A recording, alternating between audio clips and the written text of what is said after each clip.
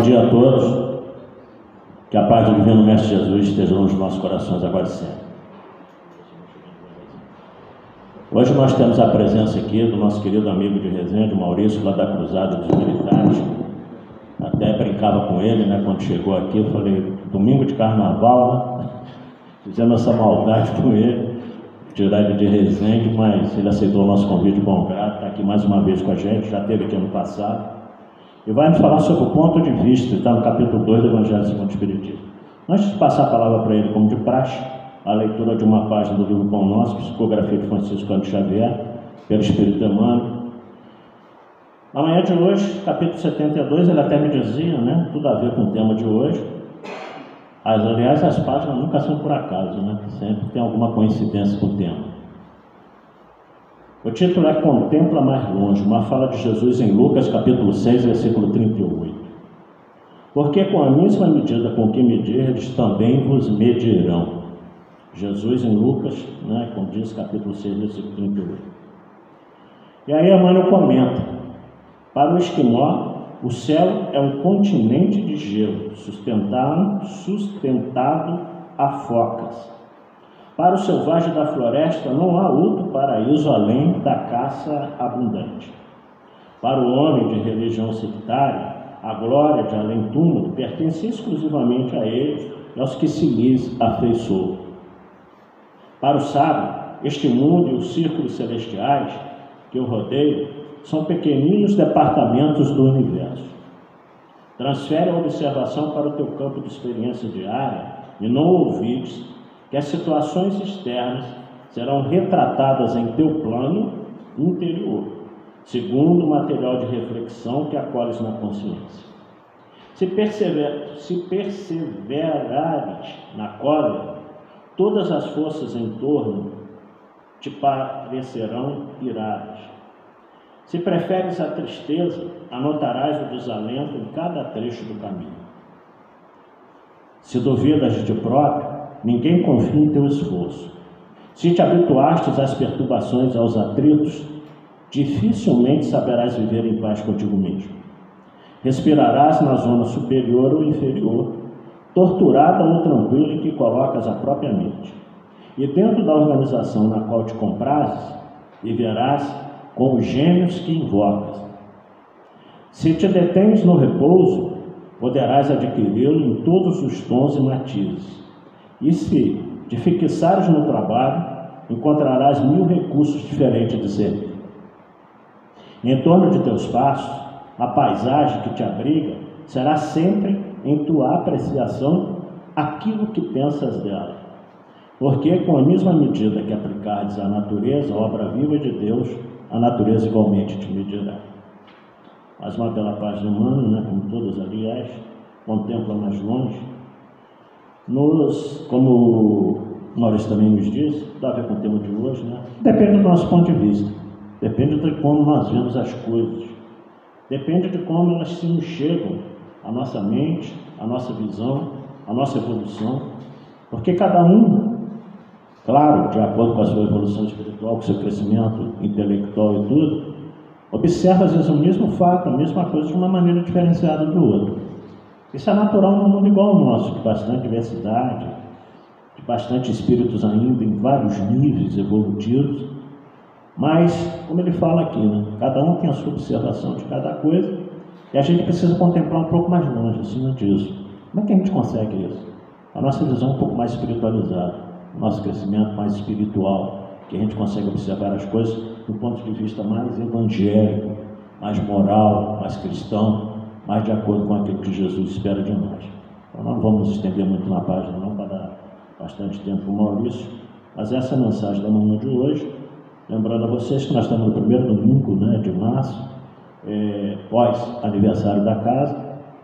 Agradecemos a presença de todos que estiveram nesse mês de fevereiro. A casa comemorou 74 anos de fundação e vamos então, né, iniciar esse mês de março a palestra do nosso amigo.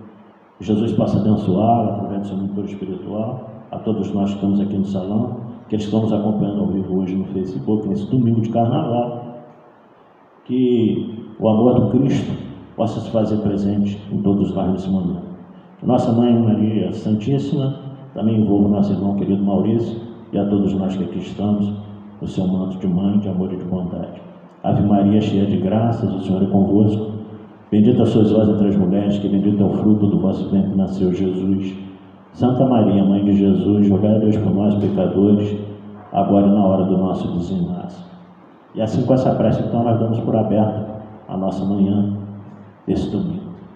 Que Jesus abençoe a todos. Com a palavra, nosso querido amigo Maurício.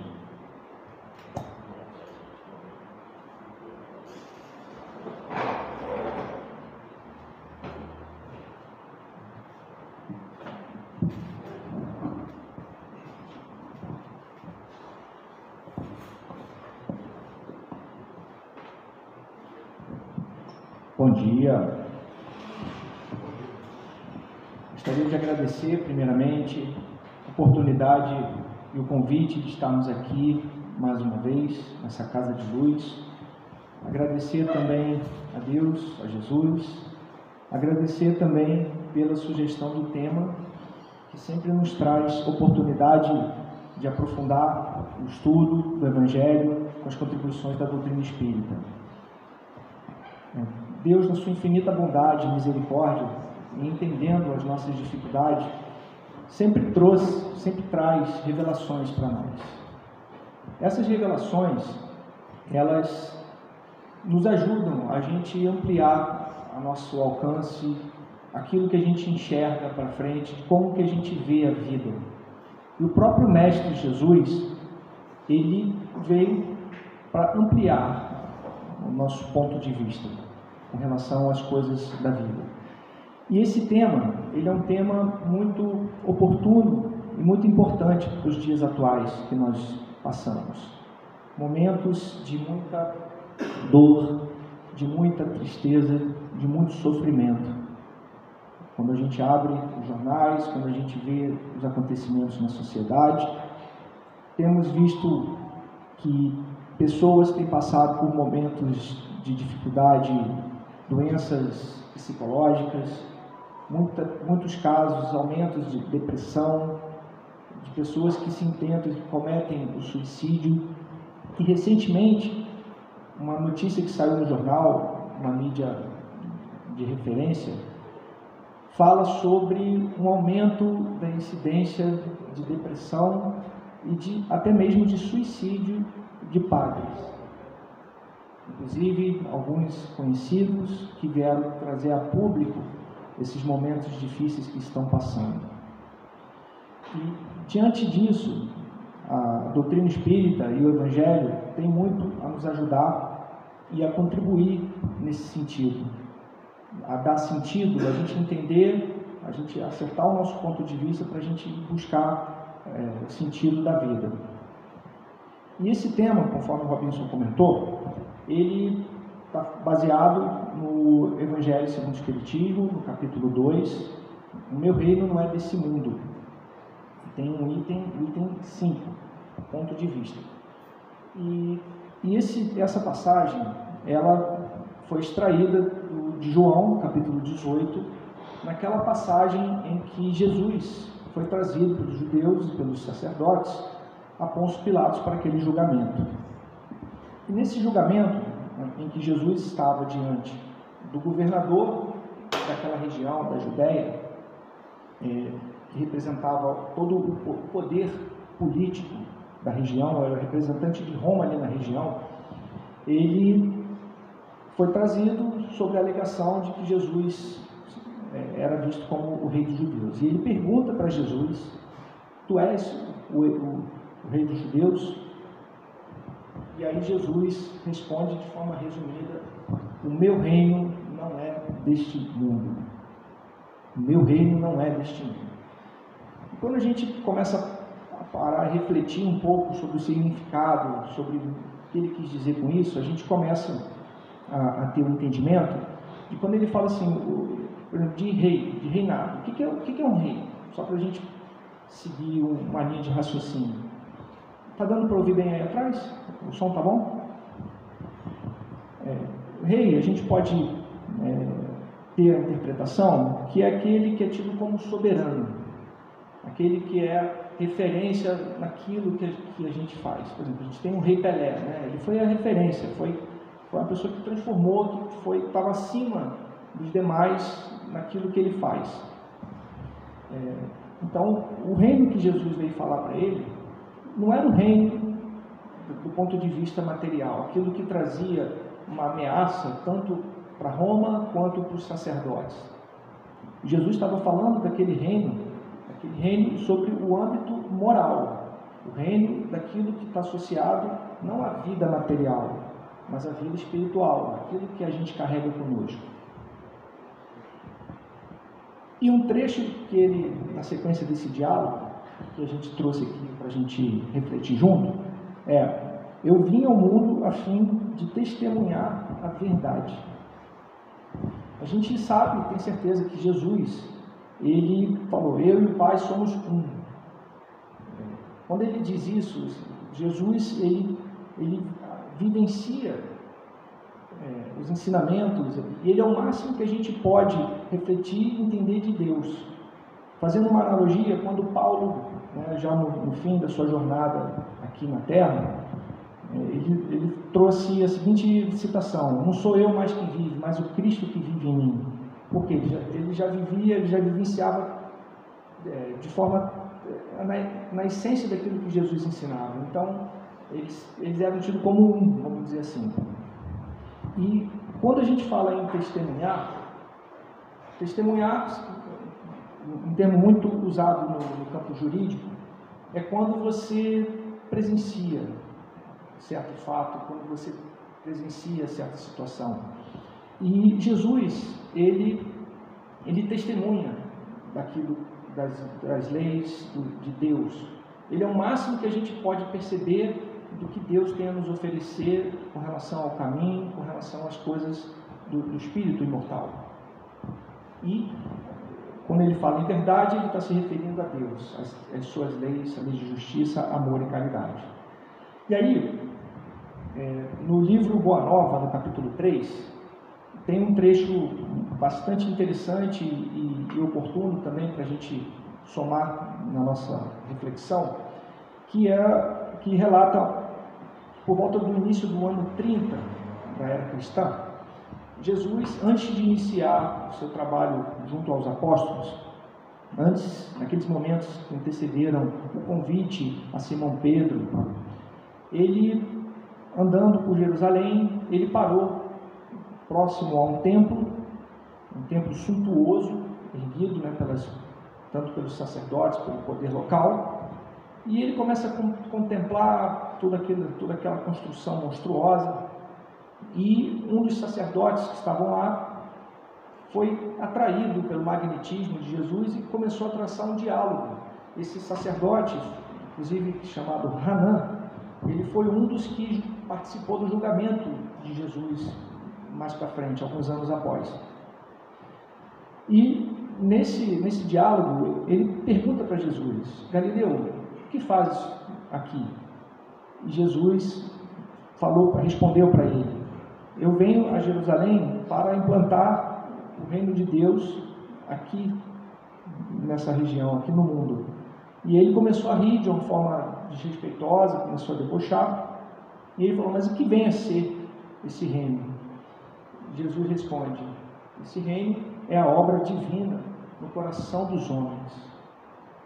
Então, o reino que Jesus está se referindo é a edificação da obra divina nos nossos corações.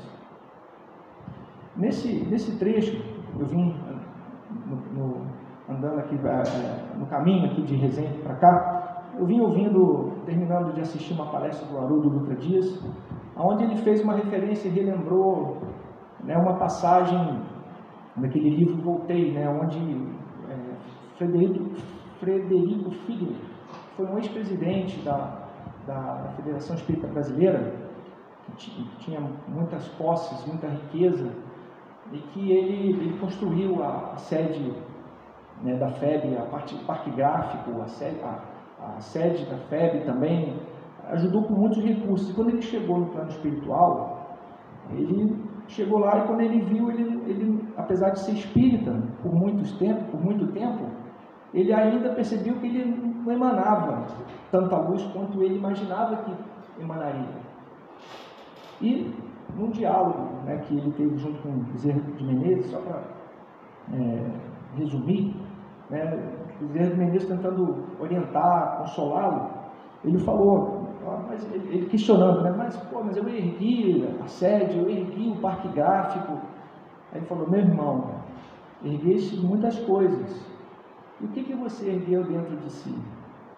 Porque as obras daquilo que a gente faz no plano físico não necessariamente representam aquilo que a gente edifica dentro de nós. Muitas pessoas fazem a caridade e muitas vezes quem mais precisa é quem está dando o recurso material.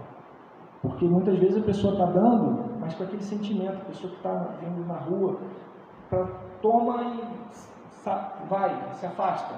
A pessoa não está interessada em acolher com aquilo que representa o sentimento de amor, de fraternidade, de compaixão.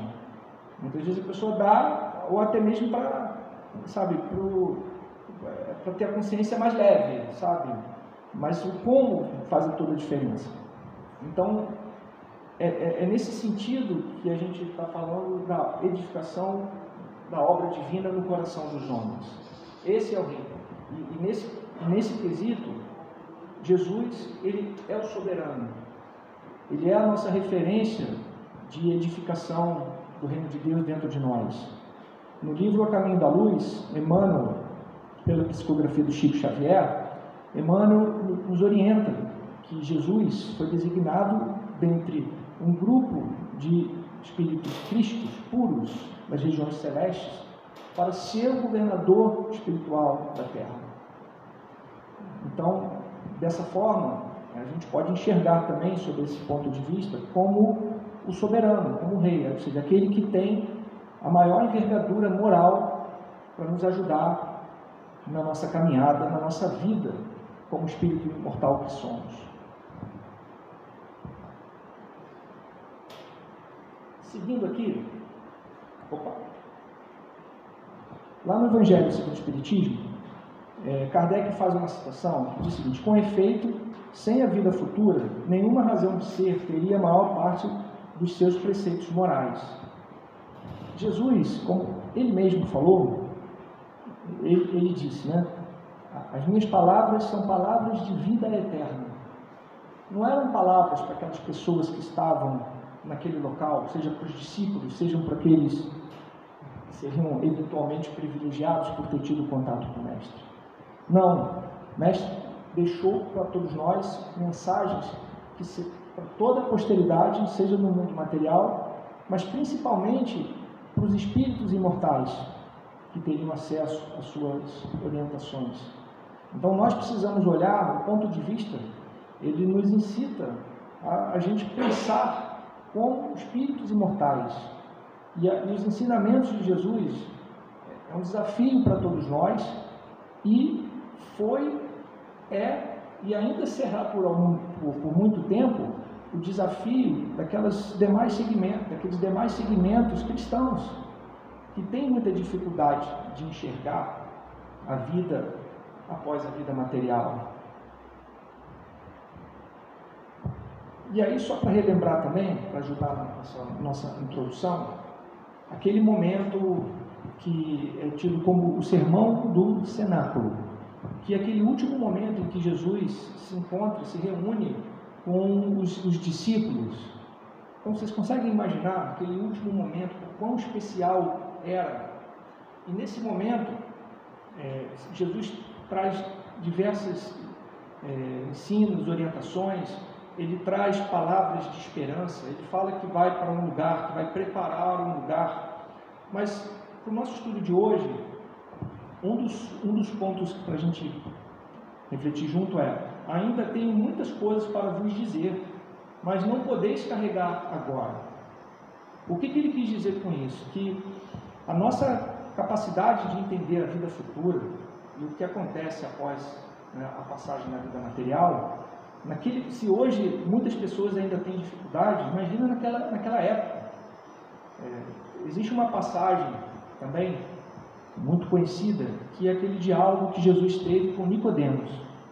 Nicodemos, ele era um dos sacerdotes, né, dos líderes dos fariseus na região, lá na época de Jesus, e ele era tido como um dos sacerdotes que dominava uma inteligência diferenciada sobre a lei, sobre o entendimento das coisas, e ele admirava todos os ensinamentos que Jesus trazia. E certa vez, ele foi procurar Jesus à noite, com uma roupa, né, que não caracterizava como sacerdote, para ouvir de Jesus sobre a questão da necessidade de nascer de novo, sobre o reino de Deus.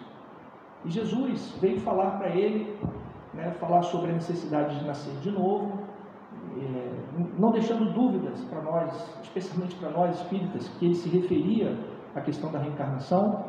Mas um comentário que Jesus fez, que é importante, que ele falou, ou seja, para um dos melhores líderes religiosos da época: se você, que é um dos líderes religiosos, um dos líderes, não consegue entender as questões, assim, tipo assim, você não consegue entender agora, ele que era um dos mais inteligentes, um dos mais preparados sobre a lei, não conseguiria entender, imagina o povão. Então, por isso que ele veio dizer que, assim, esses esclarecimentos eles vão vir mais à frente. E aí, nesse sermão do cenáculo: quando, porém, aquele vier, o Espírito de verdade vos guiará em toda a verdade, pois não falará de si mesmo, mas falará o quanto ele ouvir, e vos anunciará o que há de vir. O que é o que há de vir? O que há de vir na vida, após a vida no plano material. Nos guiará em toda a verdade. Podemos também ter a interpretação: o que ele fala em toda a verdade? Verdade a gente pode associar. O que é verdade, né? É aquilo que é absoluto, que é incontestável. O que a gente pode entender, para a nossa reflexão de hoje, como verdade? Como Deus, que é verdade, mas que se manifesta por sua lei. Em resumo, a lei de justiça, amor e caridade. Então, essa lei, a gente pode até ter conhecimento, mas para poder entender e sentir, a gente precisa vivenciar ela. E isso é aos poucos que a gente vai vivenciar, descobrir e sentir a verdade. Então, o que Jesus veio dizer é que o Espírito da verdade, o Consolador prometido, nos guiará em toda a verdade. Então, aqui ele não se restringe à nossa passagem no mundo material. E aí, na linha do que eu mencionei, quando a gente vê, né, as religiões ditas tradicionais cristãs, quando a gente fala sobre e tenta entender, debater o ponto de vista, a gente vê que existem limitações, dúvidas, incertezas. O que se dá após a passagem do mundo material? A gente vê que tem, né, normalmente pessoas associam a regiões, a locais fixos, né, fazem referência à questão do céu, mas aquele céu onde se descansa, onde que, né, se você tem uma paz eterna, ideias vagas. Por outro lado, fala-se do inferno, onde aquelas pessoas que pecaram, vamos supor, uma pessoa que cometeu desvios, né, de corrupção, por exemplo, por 10 anos, a pessoa é julgada, condenada, e essa pessoa ela vai queimar no fogo eterno, eternamente. Ou seja, que esse juiz que vai julgar essa pessoa que errou por 5, 10, 20, 40, 50 anos na sua existência, se desviou do caminho da verdade, ele vai pagar eternamente por um erro de alguns poucos anos, que não é nada quando a gente avalia a vida espiritual, de espíritos eternos que somos. Então, que juiz é esse? Que Deus é esse? Que bondade de Deus é essa que, por alguns anos de equívoco, aplica uma pena infinitamente desproporcional? Se nós somos quem tem filho, quando um filho nosso erra, a gente muitas vezes aplica uma sanção. Mas eu nunca vi uma pessoa, um pai, que aplicou uma sanção pela vida toda para um filho. E o próprio Jesus veio nos trazer o ensinamento do filho pródigo, se referindo a Deus, que está sempre de braços abertos para aquele filho que se arrependeu e que quer voltar a seguir pelo caminho da lei e da verdade. Então, quando a gente avalia as informações que a gente tem até então, Kardec, codificador da doutrina espírita, que antes de iniciar esse trabalho, tem toda uma formação racional, foi um professor, ele nos orienta para que a gente possa analisar aquelas coisas que são colocadas para nós sobre um ponto de vista também racional, sobre a lógica. Faz sentido em Deus, que Jesus veio para falar do Deus bom. No Evangelho segundo o Espiritismo, o Espírito de verdade se manifesta por meio de médiuns, dizendo: eu vim para os transviados filhos de Israel, para poder relembrar o Deus bom, não o Deus que condena eternamente. Então, a gente vê que o Espiritismo, o Consolador prometido por Jesus, ele é onde a doutrina espírita se diferencia das demais religiões, porque vem trazer esse entendimento, ampliar esse campo de visão, para que a gente entenda o que vem pela frente. O Espiritismo dilata o pensamento e rasga novos horizontes. Isso diz Kardec lá no Evangelho segundo o Espiritismo. E a gente vê que quando Jesus falou lá no Sermão do Cenáculo, eu vim dar testemunho, para o Pôncio Pilatos, eu vim dar testemunho da verdade. E lá no Sermão do Cenáculo, ele fala: testemunhai vós também, que ele mandará o Consolador prometido, que testemunhará, vos fará lembrar tudo que vos tenho dito e vos revelará outras coisas. E na continuidade desse capítulo, ele fala: testemunhai vós também.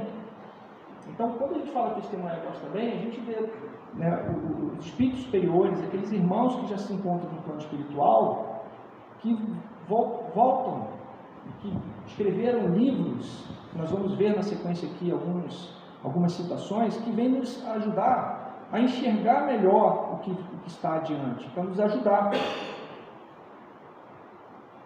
Vem nos trazer também o entendimento que a nossa vida como espíritos imortais que somos, elas representam elos que se ligam, que as nossas existências anteriores e as próximas, elas são solidárias entre si e que elas estão entrelaçadas também com outras vidas, com outros irmãos, com vínculos de amor ou de vínculos de reparação, ou plantios equivocados que a gente eventualmente tenha feito, seja nessa existência, seja em outras. Então, o Espiritismo ele vem descortinar a continuidade da vida e vem nos ajudar a entender.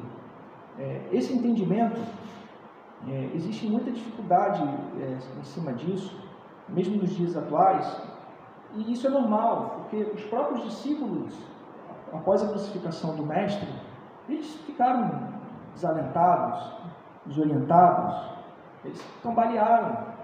E quando Jesus apareceu novamente para Maria de Magdala, ele trazendo a boa nova, provando a continuidade da vida, trazendo uma mensagem de esperança, isso foi um impacto enorme, porque muitas vezes as pessoas têm dificuldade de entender essa mensagem que Jesus trouxe da continuidade da vida.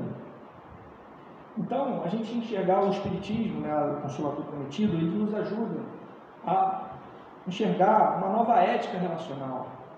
Muitas vezes a gente tem um parente difícil na nossa família, que a gente tem, sabe, uma dificuldade, e a gente vai entender que muitas vezes essa dificuldade, ela faz parte de, pode ser uma oportunidade que nós pedimos para uma reparação, ou algo que a gente precisa ajudar de alguma forma, ou até mesmo algo que a gente precisa para o nosso aperfeiçoamento. Porque muitas vezes aquele familiar que nos coloca adversidades de pensamento, de paradigmas, né? Muitas vezes ele é o nosso professor da paciência, aonde nós precisamos desenvolver essa virtude dentro de nós, e muitas vezes nós pedimos. Nos ajuda também a enxergar as vicissitudes de uma forma diferente. A gente começa a enxergar que as vicissitudes, elas fazem parte da nossa evolução, que são necessárias para que a gente possa evoluir, e mostra também a importância de como a gente lida com elas. O Evangelho segundo o Espiritismo fala sobre a importância do bem sofrer, porque a dor, na maioria das vezes, ela é inevitável, porque são colheitas daquilo que a gente plantou. Mas o sofrimento, ele depende também do nosso ponto de vista, depende de como a gente vê, porque às vezes para a mesma dor tem uma pessoa que sofre mais e outra pessoa que sofre menos. E quando normalmente a gente consegue enxergar mais adiante e a gente entender que aquele sofrimento ele tem data para acabar e que ele é estabelecido muitas vezes porque nós pedimos, porque nós necessitamos e que a gente precisa passar bem, quando a gente vê isso, a gente passa melhor, a gente administra melhor. A gente ajuda a entender também a transitoriedade da vida material. Tudo passa, tudo aquilo que os nossos olhos conseguem ver vai se transformar, vai mudar, vai acabar. Você vê as ruínas de Roma, os jardins suspensos da Babilônia, o templo onde Jesus foi julgado, essas coisas passam. Amplia a percepção de causa e efeito. Esse aqui é um entendimento que para a gente, a doutrina espírita nos traz N referências, não precisamos explorar muito. A realeza relativa da vida, a gente vê pessoas que têm a responsabilidade do poder, dos recursos, das decisões, e como é que elas estão usando, como é que elas estão tratando esse talento que Deus os colocou. A fé inabalável no futuro, a doutrina espírita nos traz elementos, a perspectiva de poder moralizador. Então, a gente passa a entender que a continuidade da vida, e até mesmo a reencarnação, ela é um instrumento para que a gente possa avançar na nossa moralização como espírito imortal, que a gente possa construir esse reino de Deus dentro de nós. E isso é o que a gente carrega conosco para sempre. É o que a traça não corrói e a ferrugem também não destrói. Falar da imortalidade é diferente de demonstrar. Aqui é onde o Espiritismo se diferencia dos demais segmentos cristãos. Ou seja, não é o mistério do que vem, não é o mistério divino. Não, é a demonstração lógica, racional das leis de Deus. Potencializa a esperança e a felicidade.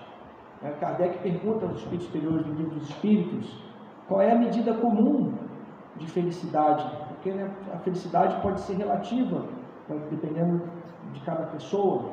E Kardec, com suas perguntas precisas, profundas, com aquele ponto de vista mais amplo, ele pergunta dos espíritos superiores: qual é a medida comum de felicidade?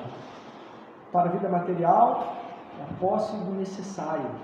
E para a vida moral, espiritual, é a consciência tranquila que você está de acordo com as leis de Deus, com a verdade, e a fé no futuro. Então, se a gente tem instrumentos que vai ajudar a gente na fé no futuro, a gente será mais feliz, apesar das adversidades e das dificuldades que a gente venha passando. Então, a importância dada aos bens terrenos está sempre em razão inversa da fé na vida futura. Então, muitas vezes a gente se pega, né, dando uma importância. Óbvio que as coisas da vida material são importantes. É lícito a gente ter conforto, a gente ter recursos, para provisionar recursos para a idade que a gente vai ter mais dificuldade, né, de saúde, de mobilidade, de você ter, né, isso tudo é lícito. A gente fez um tema aqui, né, sobre dar a César o que é de César e a Deus o que é de Deus. Então, é viver no mundo, né, tomando cuidado sem ser do mundo. Suba a uma montanha e logo bem pequenos lhe parecerão homens e coisas. Então, muitas vezes, né, a gente, quando se depara com uma situação, com um problema, com uma adversidade, muitas vezes a gente faz uma tempestade num copo d'água. E muitas vezes, se a gente parar, pensar, refletir, a gente fala, será que esse problema é tão grande mesmo? Então, quando você começa a entender, né, a lógica, né, e o ponto de vista mais amplo, você sobe, você se eleva, você se ilumina e você passa a ver que aquilo é menor do que realmente, efetivamente é. Né? Quando você se eleva, você vê a necessidade de você trabalhar, de você ajudar. Aí você vê o exemplo, da mãe do Cazuza, que perdeu um filho amado e que não se entregou.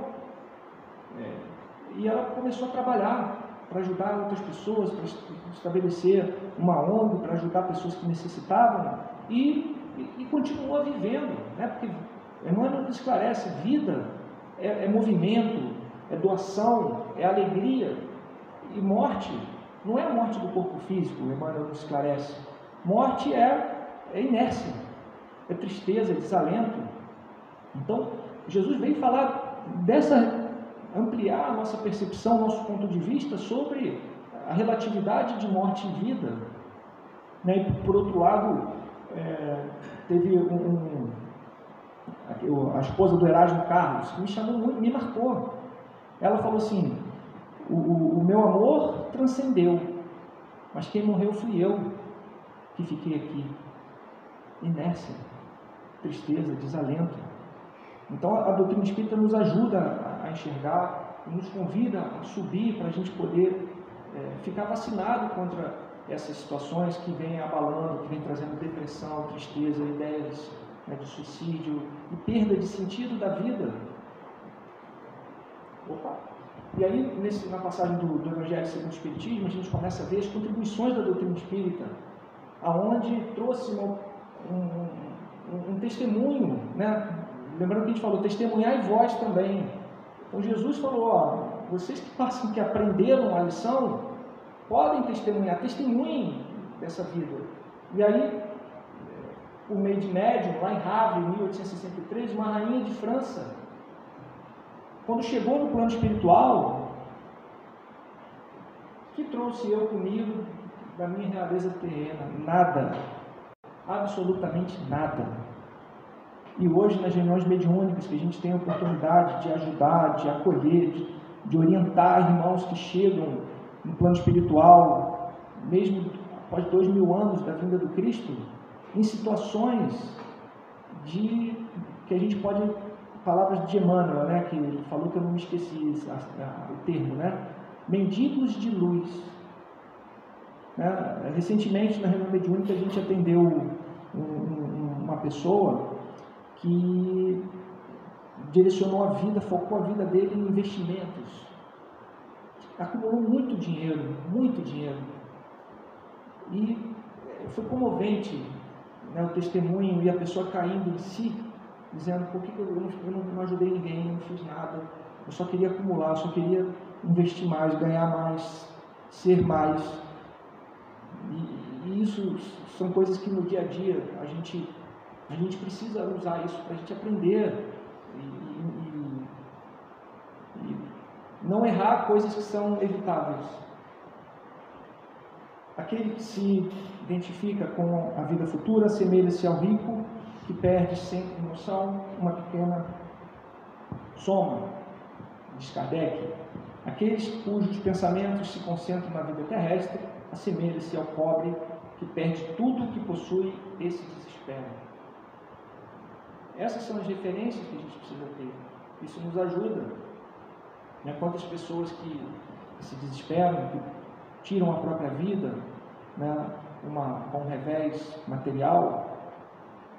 E isso é uma epidemia. Está cada vez mais comum.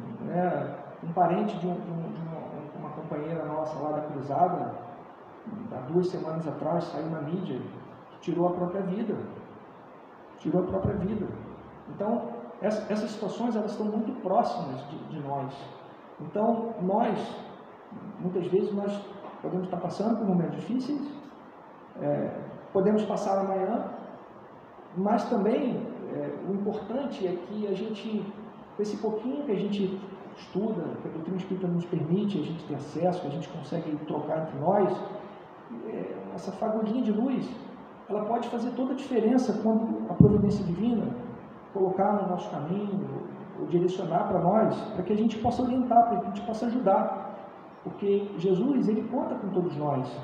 Porque muitas vezes nós que estamos ali na beira do precipício, que aquela ovelha desgarrada está ali na beira de se jogar. Muitas vezes somos nós, com um pouco que a gente tem, que estar ali. Então a gente precisa estar preparado, não só para a gente pensar em nós, para a gente evitar o nosso sofrimento, mas para que a gente possa ser útil, para que a gente possa dar os frutos, conforme Jesus falou lá na passagem da videira. E aí, assim, eu vou passar rapidinho aqui, não está dando para ver muito bem, até cortei um pedacinho aí. Assim, as contribuições da doutrina espírita para mostrar essa relação da vida, da continuidade da vida, da felicidade, após essa passagem aqui. Aí lá no livro Nosso Lar, a gente vê a história de André Luiz, que mostrou que ele tinha uma vida focada em coisas materiais, em coisas a plantios para si próprio equivocados. E na própria existência dele, o livro narra que ele já começou a colher o fruto das atitudes, dos exageros, chegando na espiritualidade na condição de suicida indireto ou involuntário, ou seja, ele não tinha a intenção de cometer o suicídio, mas os desvios que ele fez foram tão grandes que indiretamente lhe causou a antecipação ao retorno à pátria espiritual. E ele, num dos trechos que ele falou, todo o meu conhecimento, que ele era médico na passagem terrestre, ele era uma pessoa que tinha possibilidades, tinha poder, tinha influência, tinha respeito, todo o meu conhecimento não podia me ajudar. E ele, o livro narra, de forma resumida, a única coisa que ele fez, que ele se lembrou, foi a prece, a importância da prece, mesmo no plano espiritual, nas regiões de sofrimento, no momento que ele se colocou, Jesus falava, lá no Sermão da Montanha, bem-aventurados os que choram, serão consolados, bem-aventurados os humildes, os pobres de espírito, a bem-aventurança na essência da palavra, ela vem do Ashley, do aramaico, que fala avante, avança, marcha, segue, quem tem humildade, quem chora, mas não é aquele choro de raiva, é aquele choro de arrependimento, de necessidade de evoluir. E ele teve esse momento e foi aonde permitiu o resgate dos benfeitores espirituais, mostrando o trabalho que acontece na espiritualidade, mostrando que existem regiões de luz, regiões onde os trabalhadores, em nome de Jesus, trabalham, onde existem tratamentos, e mostra também o nível de desconhecimento que as pessoas chegam no plano espiritual. E muitas vezes, nas reuniões mediúnicas, a gente tem a oportunidade de conversar com pessoas que são cristãs, que seguem orientações, né, do Cristo, que frequentavam missas ou cultos, mas que chegam de forma totalmente desorientadas. E a gente tem a oportunidade aqui de entender o que acontece, né, as consequências das nossas atitudes. Né?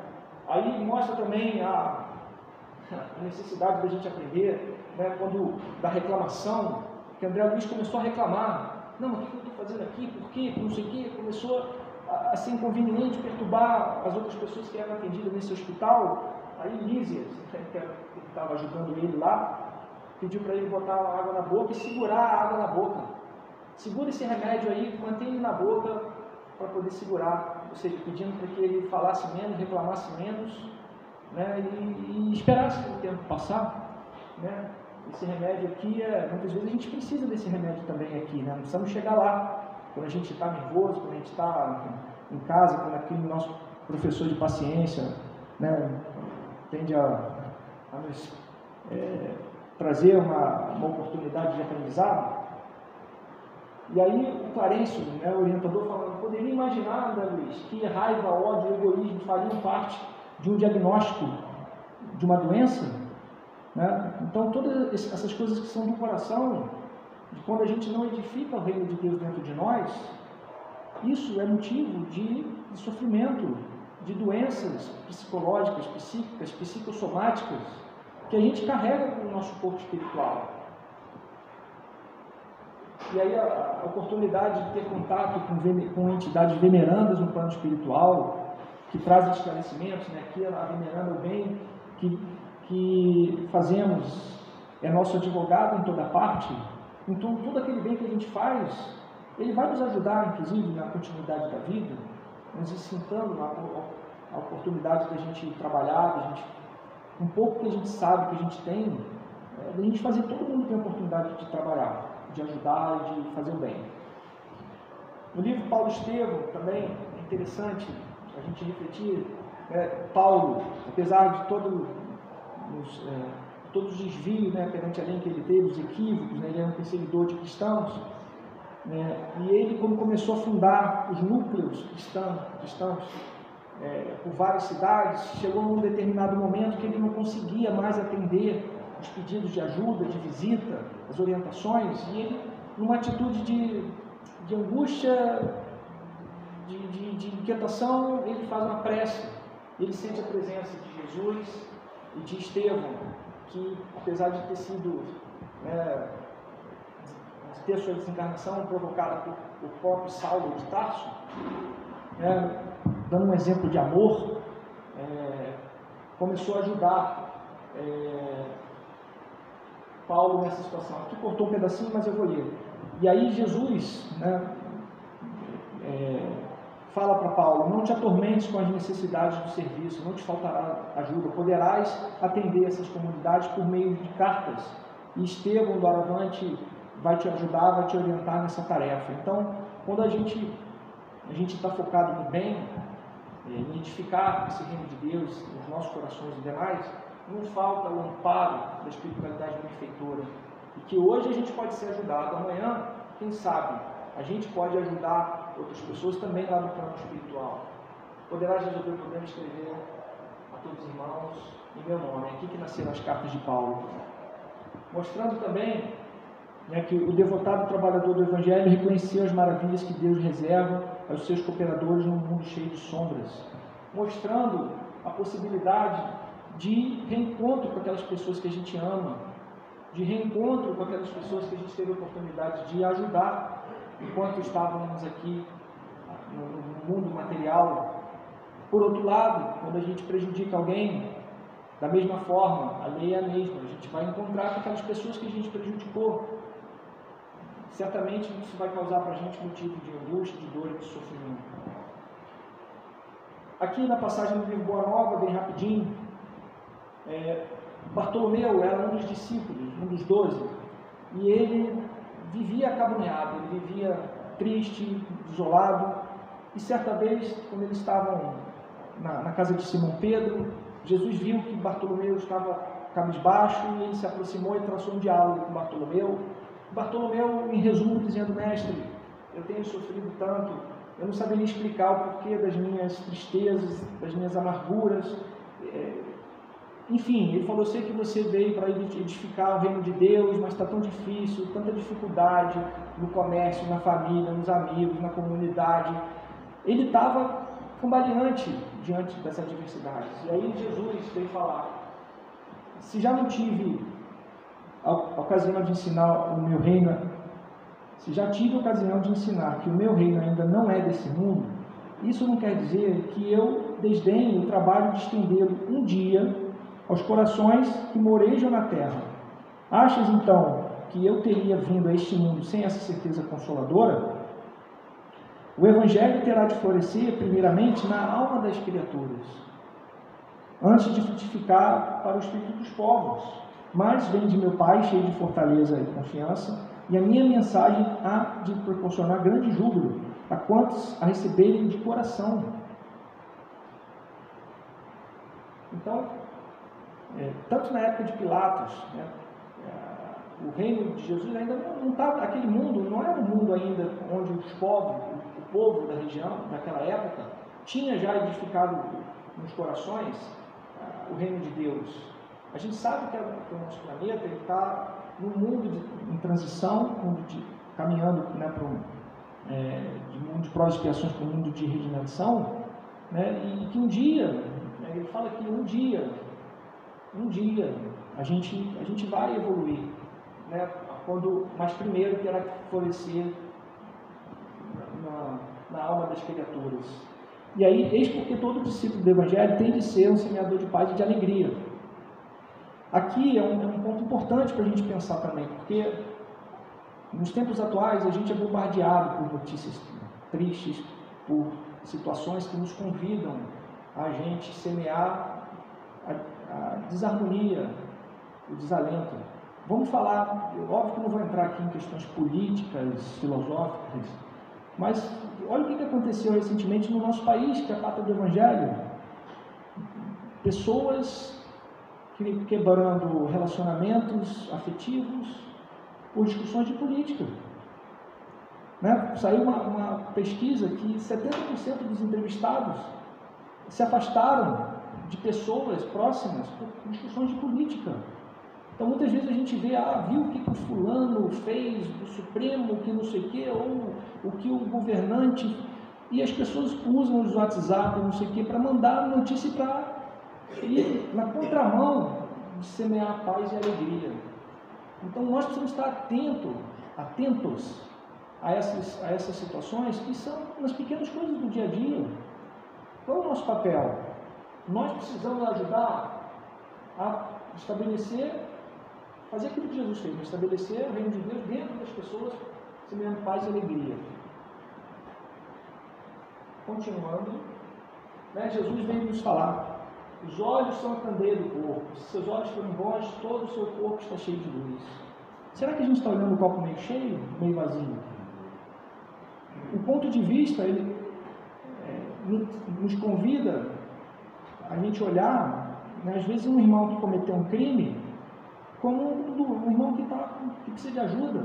Muitas vezes na reunião mediúnica, quando a gente tem a oportunidade de conversar com um irmão, né, que algumas pessoas são vistas como obsessor, muitas vezes essa pessoa está se sentindo vítima de um outro momento e que quer fazer a justiça com as próprias mãos. Então, mas como é que a gente está olhando? A gente precisa olhar. Mesmo Jesus fez isso. Quando a mulher adúltera caiu, ele não julgou a mulher, não condenou a mulher. Ele falou, vai, não tornes a pecar.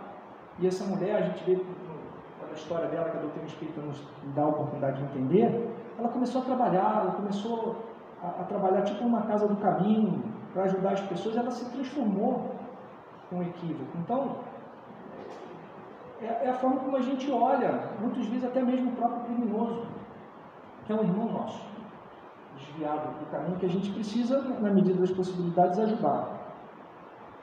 E aí, caminhando para o fim, a gente tem também a doutrina espírita nos oferece esse livro precioso, Boa Nova, que narra a história de Maria, Mãe Santíssima, né, após a crucificação, que foi uma das situações de maior dor né, que esse planeta talvez tenha presenciado, ver o Filho ser crucificado, Maria, ela seguiu as orientações, né, de Jesus, de viver, de seguir com alegria, de trabalhar, de ajudar as pessoas, né, porque a vida, né, a vida que Jesus veio falar era essa, da alegria, do movimento, da ajuda ao próximo, doação. E ela, junto com João, evangelista, ela foi para Éfeso e estabeleceu uma casa de atendimento aos necessitados, e certa vez entrou nessa casinha onde Maria morava junto com João, uma pessoa muito necessitada. Ele falou o seguinte: minha mãe, dizia um dos mais aflitos, como poderei vencer as minhas dificuldades? Sinto-me abandonado na estrada escura da vida. Maria lhe enviava o olhar amoroso da sua bondade, deixando nele transparecer toda a dedicação enternecida de seu espírito maternal. Isso também passa, dizia ela carinhosamente. Só o reino de Deus é bastante forte para nunca passar de nossas almas, como eterna realização do amor celestial. Seus conceitos abrandavam a dor dos mais desesperados, desanuviavam o pensamento obscuro dos mais acabrunhados.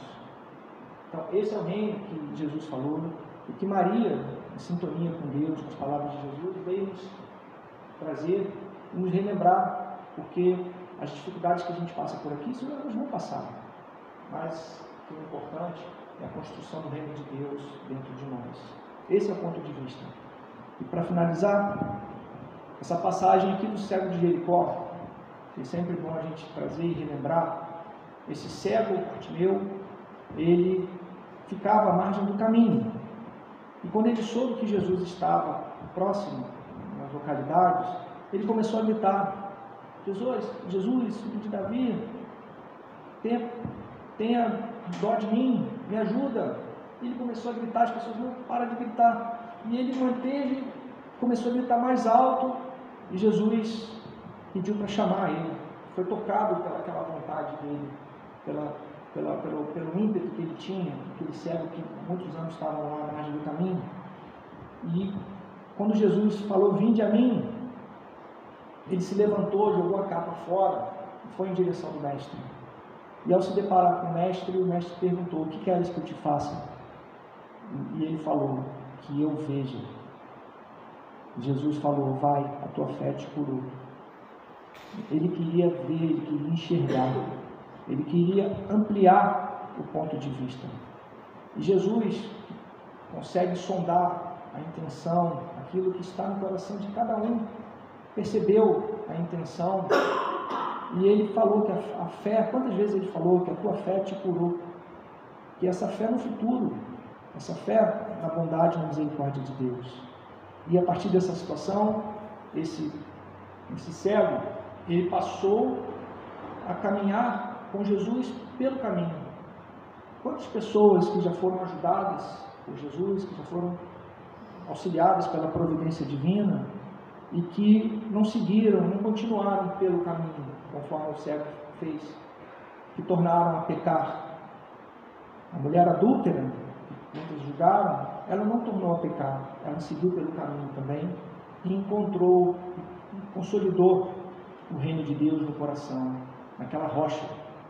Então esse é o convite. Então que a gente possa, para finalizar, de fato, ir a Jesus, ir até Ele, aprender com Ele. Fala: aprendei comigo, sou brando e humilde de coração. Então que a gente possa ter humildade para poder reconhecer que nem sempre o nosso ponto de vista ele alcança onde a gente precisa alcançar, e nem sempre a gente está certo, da necessidade do estudo, do Evangelho, por meio da doutrina espírita, que nos traz muitos elementos, para que a gente possa seguir nessa caminhada como espíritos imortais, nos ajudando uns aos outros, ajudando a construir o reino de Deus dentro de nós e ajudando a Jesus na construção do reino de Deus, especialmente naqueles que mais necessitam.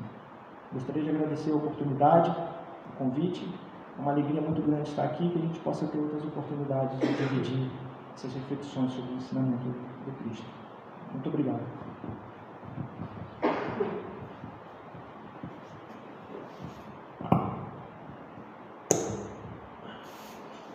Nós que agradecemos você, Maurício, né, pelo esforço que teve nesse domingo de carnaval, lá de Resende aqui. Leva o nosso abraço aos amigos da Cruzada.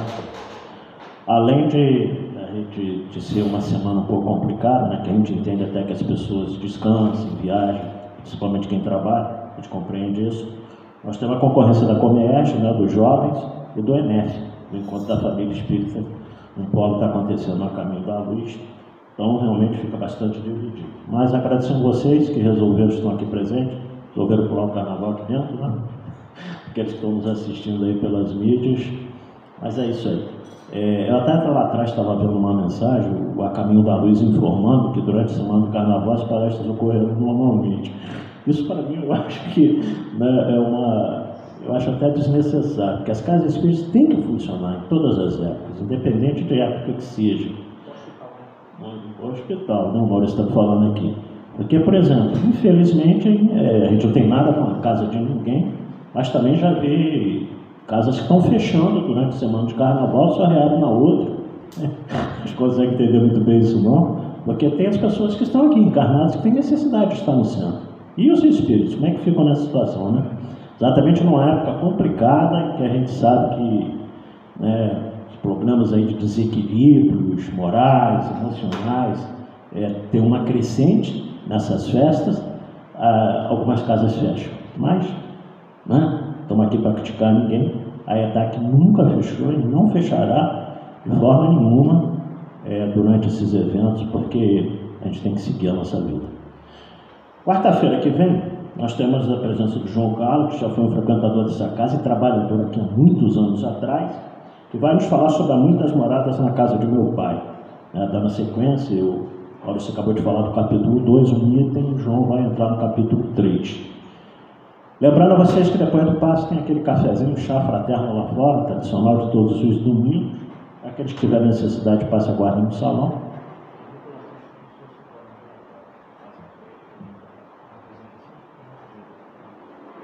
E a gente vai fazer uma prece então, encerrando essa primeira parte, e aqueles que tiverem necessidade passem então a guarda do salão.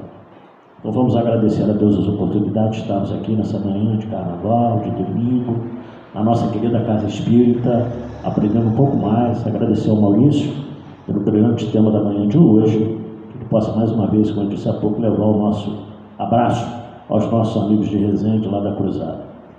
Jesus, na sua infinita bondade, ampara todos nós, aqueles que estão aqui presentes no salão, aqueles que estão nos acompanhando aí ao vivo no Facebook.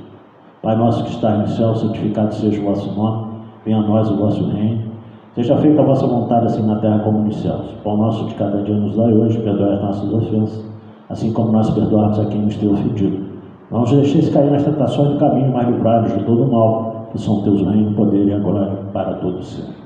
Assim nós damos por encerrada a primeira parte, agradecendo a Deus por essa oportunidade, e lembrando que depois do final do passe lá, a gente faz os pedidos para as pessoas que estão carentes, necessitando de uma vibração. Muita paz a todos e um bom resto de domingo, né, a todos.